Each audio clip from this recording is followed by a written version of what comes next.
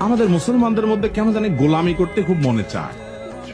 চট্টগ্রাম আন্তর্জাতিক ইসলাম বিশ্ববিদ্যালয় ওরিয়েন্টেশন প্রোগ্রামে আমাকে দাওয়াত দেওয়া হয়েছে ওরিয়েন্টেশন স্পিকার হিসেবে। আমি সেখানে বলেছি স্টুডেন্টদেরকে যে তোমরা সবাই পড়াশোনা করার পর প্রত্যেকে উদ্যোক্তা হওয়ার চেষ্টা করবে, একটা করে ফার্ম দিবে, ছোট্ট করে বিজনেস শুরু করবে।